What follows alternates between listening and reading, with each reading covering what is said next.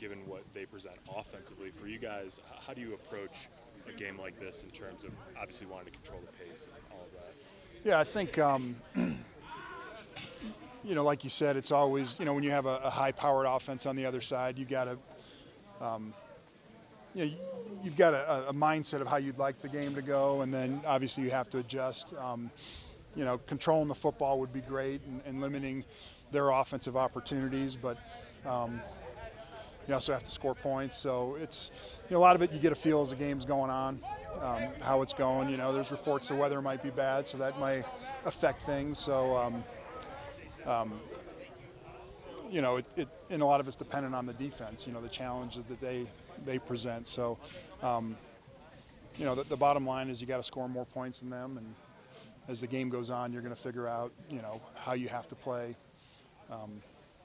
As the game's going on. So what were your impressions of Audric Estime against the Chargers? And you mentioned the weather. Seems like a big back like that could come in handy if it's foul weather. I was real pleased with how we ran against the Chargers. We ran hard, and he's as you said, he's a big guy, and convincing him of that, like, hey, your game is heading downhill. You don't want to be a dancer. That's not your game. And I thought he did that well. So, again, weather and running the ball is always a priority for us. So, he'll get his opportunities, and hopefully he plays well like he did against the Chargers. We've been able to play on their side of the field a lot of the time. So, and we're going to need that Saturday afternoon in Cincinnati.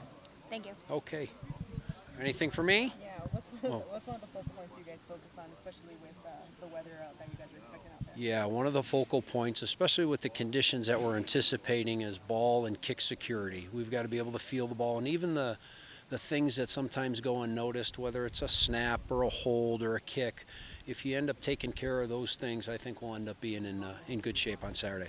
How have you seen your guys' special teams just really improve over the last couple of weeks, especially going against the tough defenses with that field position? Yeah, we've played really, really well. I mean, I think if you look at the metrics, we're one of the leading groups in the league, and I think that starts and stops with our punt return group, which leads the league, and Marvin gets a lot of credit for that, but the blockers have done a great job. So we just got to ensure that we're taking care of our business and walking out with a win on Saturday.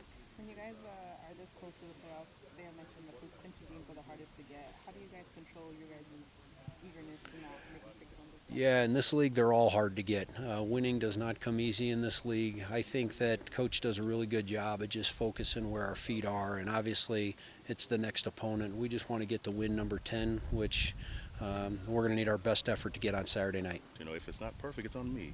We have to fix things. And as a young group, we have to adjust quickly.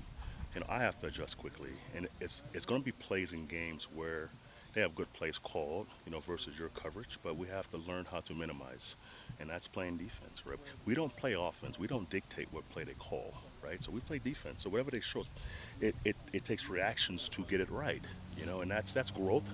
That's me coaching them better, and those things are always talked about. Whether you win or lose, we always fix the problem. So I haven't coached a perfect game yet, and haven't seen one played yet, and we've won a lot of games that have been perfect. But we have to correct quickly and, fix those things so we can move on and win. Do you get in the moment, are you frustrated when those happen? Absolutely, I'm frustrated. Absolutely, I'm frustrated, but I'm trying to fix it, for our guys to play cleaner, right? And I told our guys this about 3 weeks ago. We're in week 13, 12, 13, 14, right? Every soft spot, every wart on your defense is on tape. So it's tough to play defense in the last month, right? So we have to adjust quickly. We have to be exact in our zones and our mans and our pressures, what we do well, and we have to understand when we don't win, the whys, so we can fix those whys. And when we do win, why are we winning? So that's just growth. That's my job to coach that, and moving forward, that's a discussion every week. They've had they've got 3 wide receivers with Sure. at least 6 touchdowns. It's pretty good at looking at what you want to take away and reacting to them. He's the best. I mean, he's a throwback, with his cadence, with his ability to put him in the best plays, versus certain coverages. His man zone tells, it's like going against Tom or, Peyton, one of those guys. I mean, he is that good of a quarterback, you know, from the LOS, and that makes it tough. So he's got him in good plays all the time. So it's our job to understand what's happening and to cover and rush and, you know, do what we do best. Is he moving a little better? Is he moving better? Yeah. You know, I haven't seen him move bad, Mike. You know, and well, I mean, one of the best things he does is guy. He's not. no. He can buy time and make plays. You know, most of his big plays are the second act, right? I mean, teams have covered the first act, but the second act is where he's made big plays. What is So he's not moving bad. Time for a few more, Chris. How's Riley Moss looking, and how, if he does return, you know, you got the weather, you got great receivers. How would it be if he does? Riley, you know, he's working towards, you know, hopefully playing the football game. We're not sure yet, but he's working hard. You know, obviously having Riley helps us, but the weather doesn't matter to us guys. And again, for us, it's the same challenge each week, right? It was a great quarterback last week and a receiver and a runner. You know, so for us, it's the norm to enter games and to play against a good quarterback, a good receiver, a good runner, you know, a good offensive line. So for us, it's the norm.